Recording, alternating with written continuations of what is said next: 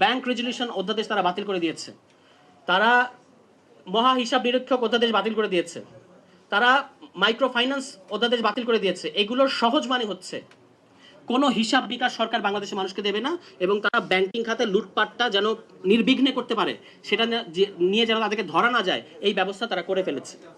ফলে 2 মাসের সরকার, আপনারা তো, আমি খুব দুঃখিত যে আপনারা আলোচনা করছেন জুলাই সনদ এবং গণভোট নিয়ে।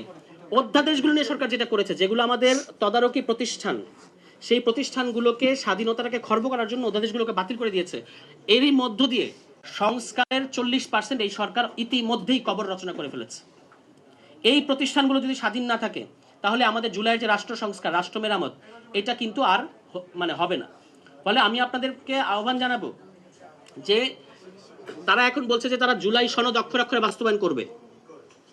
অন দ্য আদার হ্যান্ড, তারা যে সকল অধ্যাদেশ আমাদের জবাবদিহির কালচারটা ফিরিয়ে আনার জন্য দরকার, সেই সমস্ত অধ্যাদেশ তারা বাতিল করে দিচ্ছে, এবং তারা বলছে যে তারা তাদের দলীয় ইশতেহার বাস্তবায়ন করবে। এই যে গুরুত্বপূর্ণ অধ্যাদেশগুলো তারা বাতিল করে দিচ্ছে না, অন্তর্বর্তী সরকারের একটা অধ্যাদেশকে তারা রেখে দিচ্ছে। সেটা কোনটা? স্থানীয় সরকার অধ্যাদেশ। সেখানে ওই বিশেষ পরিস্থিতিতে তখন আওয়ামী লীগের জনপ্রতিনিধিদের, যারা আসলে বিভিন্ন ধরনের বিতর্কিত এবং অবৈধ নির্বাচনের মধ্যে দিয়ে ক্ষমতা এসেছিল, তাদেরকে অপসারণের জন্য বিশেষ পরিস্থিতিতে তৎকালীন অন্তর্বর্তী সরকার একটা অধ্যাদেশ করেছিল, স্থানীয় সরকার অধ্যাদেশ। এই অধ্যাদেশটা কিন্তু এই সরকার বাতিল করছে না, এটাকে আইনে পরিণত করছে, এবং সেখানে লিখে রাখছে যে সরকার চাইলে যে কোনো জনপ্রতিনিধিকে কলমের এক খোঁচায় অপসারণ করতে পারবে। এই ক্ষমতা সরকার নিজের কাছে রাখছে, এবং তারা তাদের দলীয় ইশতেহারের মধ্যে বলেছে তারা কখনো প্রশাসক নিয়োগ দেবে না, কিন্তু এখন আমরা দেখতে পাচ্ছি তারা আসলে প্রশাসক নিয়োগ দিয়েছে। ফলে যেগুলোতে তাদের নিজেদের ক্ষমতা বৃদ্ধি করা যাবে, সেই অধ্যাদেশগুলোকে তারা আইন বানিয়েছে, আর যে অধ্যাদেশগুলো বাস্তবায়ন করলে, আইনে পরিণত করলে তারা জবাবদিহি এবং অ্যাকাউন্টেবিলিটির মধ্যে থাকবে, সেই অধ্যাদেশগুলোকে তারা বাতিল করে দিয়েছে। এই হচ্ছে বর্তমান বিএনপি সরকার। এবং তারা ওই যে টেবিল চাপড়ায়, যখন বেগম খালেদা জিয়াকে অপমান করা হয় তখনও তারা টেবিল চাপড়ায়, যখন শহীদ প্রেসিডেন্ট জিয়া রহমানকে অপমান করা হয় তখনও তারা টেবিল চাপড়ায়। বাংলাদেশে 3 জন জিয়া 3টি গণভোটের মুখে পড়েছিলেন, একজন শহীদ প্রেসিডেন্ট জিয়াউর রহমান, একজন বেগম খালেদা জিয়া, আর একজন তাদের সুযোগ্য সন্তান জনাব তারেক জিয়া। ওই 2 জন গণভোটে, একজনের গণভোটের মধ্যে দিয়ে আমরা বহুদলীয় গণতন্ত্র পেয়েছি, আরেকজনের গণভোটের মধ্যে দিয়ে আমরা সংসদীয় গণতন্ত্র পেয়েছি।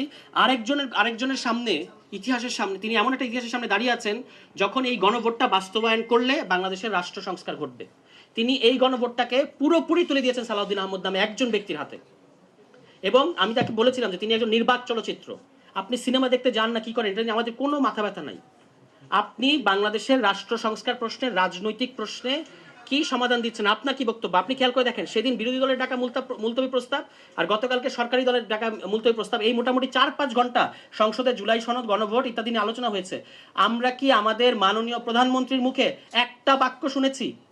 আমরা একটা বাক্য শুনি নাই। এই নির্বাক চলচ্চিত্র আমাদের মাননীয় প্রধানমন্ত্রী। আমরা এরকম প্রধানমন্ত্রী চাই নাই, আমরা আপনার মুখে কথা শুনতে চাই। আপনি সংসদে থাকা অবস্থায় কেন আপনি তো একটা ওই যে প্রজ্ঞাপন জারি করেছিল যে ওনার অনুপস্থিতিতে সালাউদ্দিন আহমদ কি দায়িত্ব পাবেন, মির্জা ফখরুল ইসলাম আলমগীর কি দায়িত্ব পাবেন। এখন আমরা দেখতে পাচ্ছি ওনার উপস্থিতিতেই সেই দায়িত্বগুলো সালাউদ্দিন আহমদ পালন করছেন। এবং তিনি বাংলাদেশকে যে কথাগুলো বলছেন, এত গোজামিল এবং এত বিভ্রান্তিতে ভরপুর ওনার কথাবার্তা, সালাউদ্দিন আহমদ, তিনি নাকি বাংলাদেশে এখন একমাত্র সংবিধান বিশেষজ্ঞ। তো এটা আসলে ওনার সংবিধান বিশেষজ্ঞতা না, এটা ওনার বিশেষজ্ঞ জ্ঞান না, এটা হচ্ছে ক্ষমতা।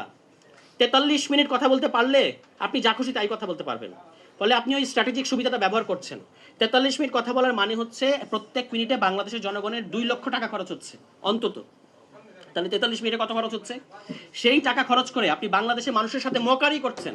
আপনি বলছেন এটা হচ্ছে একটা অবৈধ আদেশ, এটা হচ্ছে অবৈধ গণভোট, আপনাদের নাকি কুইনাইন খাওয়ানো হয়েছে। তো আপনি ঐক্যমত্য কমিশনে থাকার সময়ে এই প্রতারণাটা কেন করলেন? তখন আপনি সব কেন মেনে নিয়েছেন? এই যে এখানে সাক্ষী আছে, রাজ সাক্ষী, আমি একজন রাজ সাক্ষী, উনি একজন রাজ সাক্ষী।